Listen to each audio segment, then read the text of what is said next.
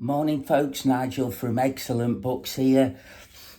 Just gonna give you a brief summary of one of the authors on my shelf. I've got a commenter and subscriber to my channel, Broomstick Zen 5177. He comments on all my videos. Always good to hear from him. And he's asked for me to talk a little bit about a couple of the books. What I'm going to do is I'm going to pick one author, an author spotlight, from the third shelf, the one that I've just done, and go through that. The author is Peter V. Brett. I am 1, 2, 3, 4, 5, 6, 7 and 2 thin novellas deep in this author. He's got one which is another standalone, and then out now is The Demon King, which closes the whole, 7 books. So it'll be a 8-book series, and they're all above 600 pages, so I'm in pretty deep. There they all are. So go get yourself a brew. I've got mine, not in tits. And let's get to it. The author is Peter V. Brett. The Painted Man series. In America and in other parts of Europe, I think it's called The Warded Man. But in England, Painted Man. All hardbacks, which is a very rare occurrence for me, because I got this first one cheap, so I've stopped with the series. It starts off science, it's fantasy. The whole series is fantasy, based on a world where at night demons come up from the earth's core, and depending on where you are on this planet, if you like, depicts what kind of demons you get. If you're in a woodland area, they're called woodies. If you're in the desert, they're called sandies. They're just killing machines. And how the populations have lived for so long is they made wards.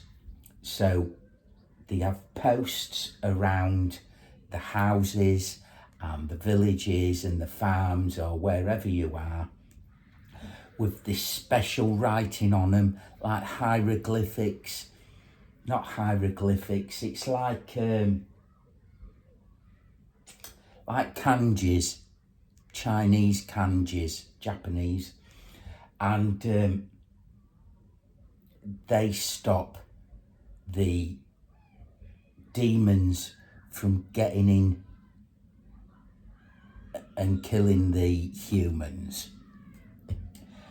If you were travelling at night, obviously you'd have a portable circle, and they are full of these written defences, wards they're called. How did these wards come across? In the dim and distant past, a king found that was the way of stopping them from killing people, and they've been used ever since, but it is now a forgotten language. So what does the story base itself around? Basically, how many times can I say basically, basic? It opens up with the painted man, a young fella from a little village called Tibbets Brook, just outside. He's a farm lad. He wants more from life. He ends up battling demons. He becomes apprentice to a messenger. Now, obviously, because it's more than a day's ride between towns and villages, they have these messengers that know all these special wardings, and they can protect themselves basically against these demons. And he becomes, Alan Bales is called, he becomes apprentice to one of these famous messengers, and that's where the journey starts. Now, along the way, there's love stories, there's lots of political intrigue. I mean, it's a 7, soon to be 8-book series. It can't just be about demons. There's a lot of political intrigue in it. There's a lot of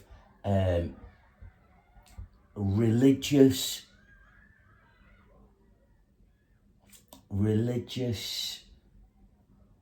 confrontations between two factions.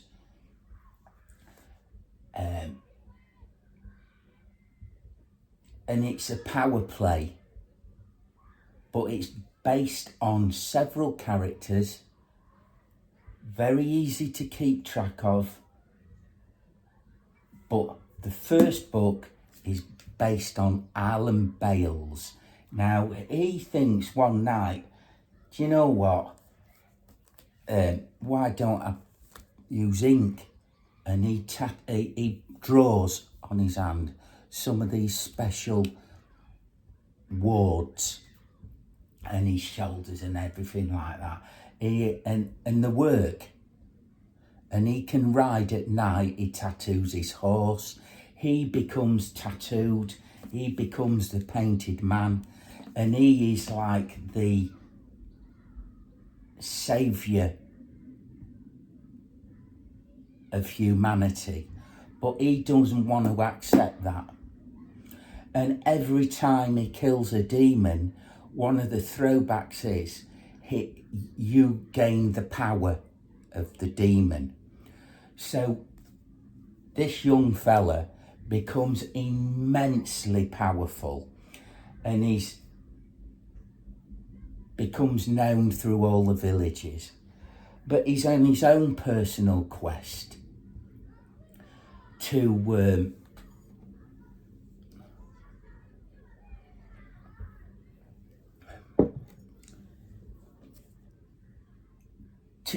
get rid of these demons. Now, there's various love stories in it. The next one, Desert Spear, I'm going to go through these very quickly, give you a very rough outline of them, else it'll be a massively long video. So the second book in the series, The Desert Spear, is about a Fort Krisha, out in the desert. Now, it's got a maze running around it. Now, these people that live in the Desert Spear, are not Christian, as in all the rest. They're more of a Arab race. You could say that they've got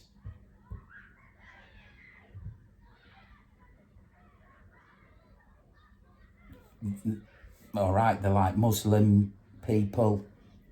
They've got their own religion, but you can see the similarities. Now, Arlen Bales from book one ends up coming to the Desert Spear, and he becomes a blood brother of the Prince of Desert Spear, who is like a god on the skull throne. And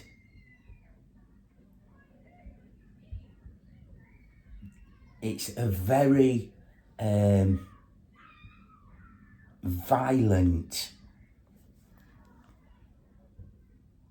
place to live. One, it's in the desert, but the setup of it is you're taken as a young man and you're put in a training camp and you're taught to fight. And if you don't live, tough shit.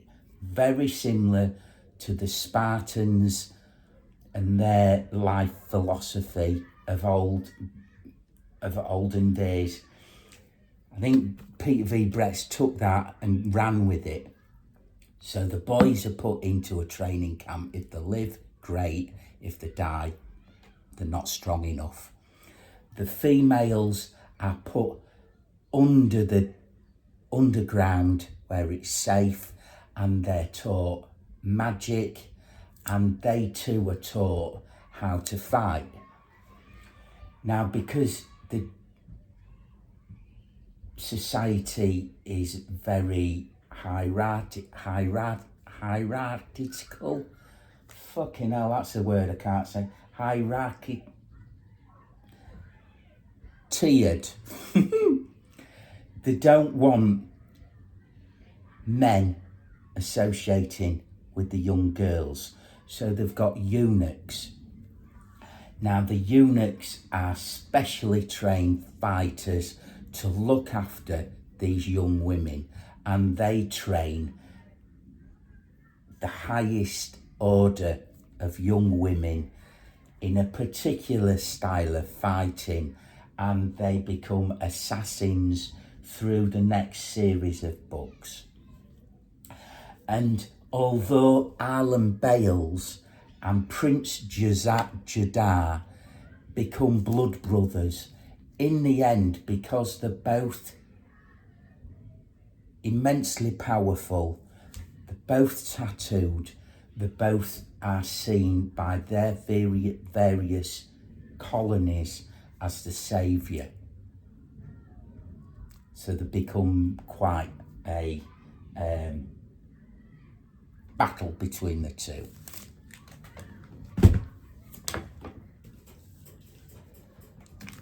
Daylight War says everything about it. For want of a better word, the good Christians of Tibbetts Brook and everywhere else take on the Desert Spear, the savages or the Muslims or whatever they believe in from Desert Spear for a holy battle of daylight.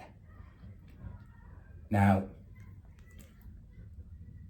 I think this was one of my favourite. Apart from the first one, this was my favourite one of the lot, because yes, it's got a lot of violence in it, there's a lot of travelling in it, there's a lot of war in it, but it's more, as the title suggests, Daylight War, and not about the demons, because the people have found ways now to kill the demons and they're not so fearful of them.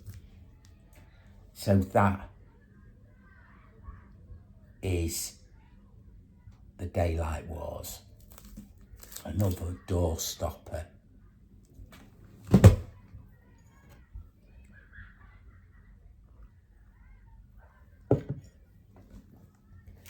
Now, the fourth book, Skull Throne,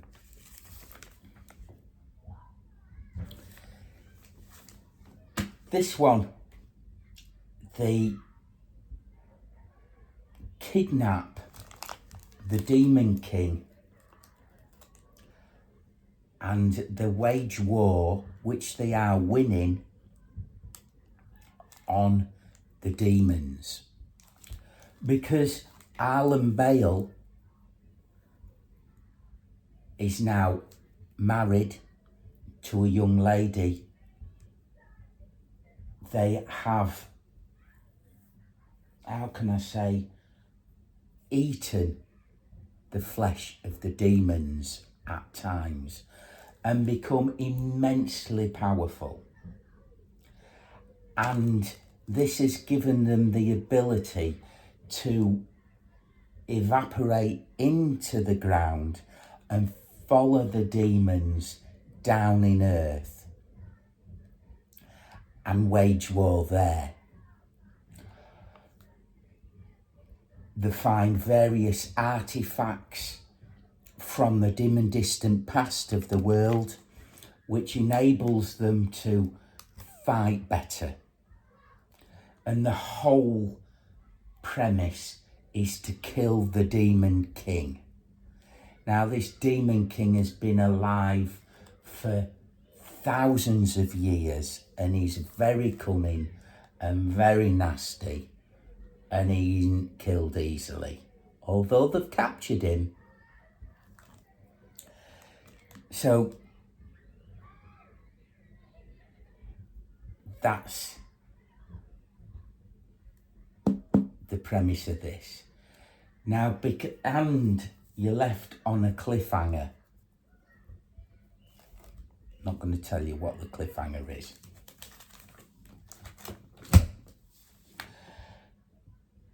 So the fifth book that follows all these main characters from book 1 are still in book 5 and some new characters. They go into the core and they wage war upon the demons, but it doesn't go to plan. Does not go to plan, unfortunately.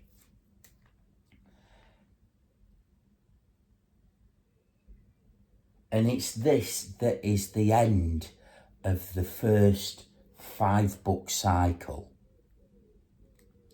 From here on in, we get Prince Nadar's and Alan Bale's and his wife's children come up and take on the mantle of killing the Demon King, which is the book that I haven't got, but I will be getting when I come back from Yankee Doodle Land, and I'll be embarking on it because it's supposedly, Peter V. Brett says it finishes the story. So that's the core. I mean, it's another doorstep. These aren't short books. They're all above 600-700 pages. They're well worth the read. They are real page turners. And Peter V. Brett is a stunningly good writer, in my opinion. Added to them, you've got some short little novellas, if you like, just short stories. Messenger's Legacy. These are the Wards. And Brian's Gold. And they're about a group of characters that infill bits of that first set of books. Now, because from the core, the story just finishes. You don't know whether everyone's dead, the Demon King's dead, anything, but there are demons still mysteriously happening.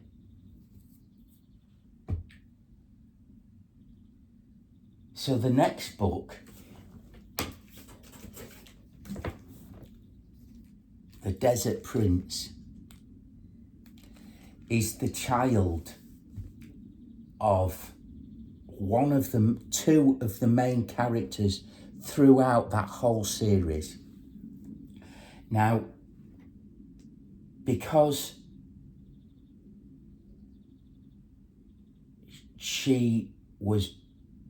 this character was born in the core and has a lot of demon energy within her. She was born as a hermaphrodite, half male, half female. And she's brought up for the first period of her life as a female, but she wants more. So she goes on a journey of self-discovery and is introduced back to Desert Spear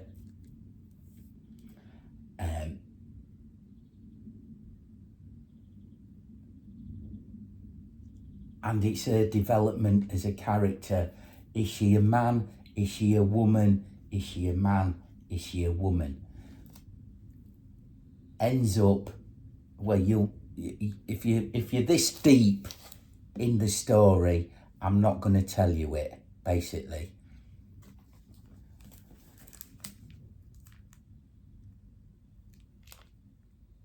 Not as good as the first series, but it carries on, and the story's got to find an ending. Now, not only in this is the princess / prince, there is another character who is from Alan Bales and his wife, who is a young man who never fitted into society because he's very sickly, very weak. Because his parents, he was born in the core, he can evaporate into the ground. He can see shapes, he can see better at night than he can in the day. He doesn't like sunlight. There's a lot of demon attributes to the young man. But he is an exceptionally good character. And throughout the whole series, he is one of my favourite characters, this young man, because he's a social outcast, struggling, but he becomes a key player.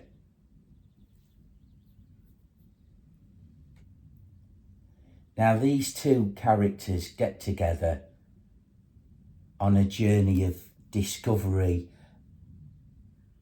and once again, the Demon King kidnaps them. Or does he? So here we have the last book that I've read, The Hidden Queen.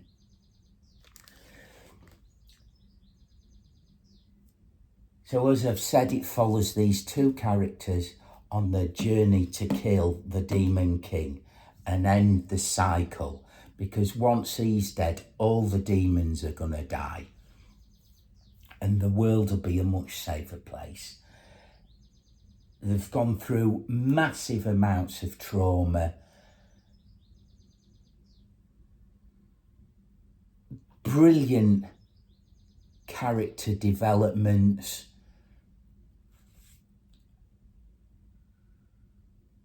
and it is left on another cliffhanger. Every one of these books has got a cliffhanger ending, which annoyed me, because then I had to wait a good year, if not more, to get the next one. So it's good that if you're thinking of reading this series, you could buy them all, and you could start from book one and read the whole series, very much like Wheel of Time, R.R. Martin, Joe Abercrombie's book. You're not waiting for the end, like Muggins. And like all them authors, you've got to realise that it is a big undertaking. 8 books, all over 700 pages. It is a daunting prospect. Would I take it on now? I don't know, but I'm so deep in it, I've got to finish it. So if you like Joe Abercrombie, if you like John Gwynne, if you like Lord of the Rings, but on a bigger scale, much, much bigger scale, if you like Game of Thrones by Martin, you will enjoy Peter V. Bretts. He's got a cult following. Some of the big YouTubers that I have in the past watched don't get along with him. I have got no idea why. Maybe they didn't get free books. But they are well worth putting the effort in and reading. Peter V. Brett, the Painted Man, Awarded Man, whatever it is where you're from. An 8-book cycle now with a few little novellas.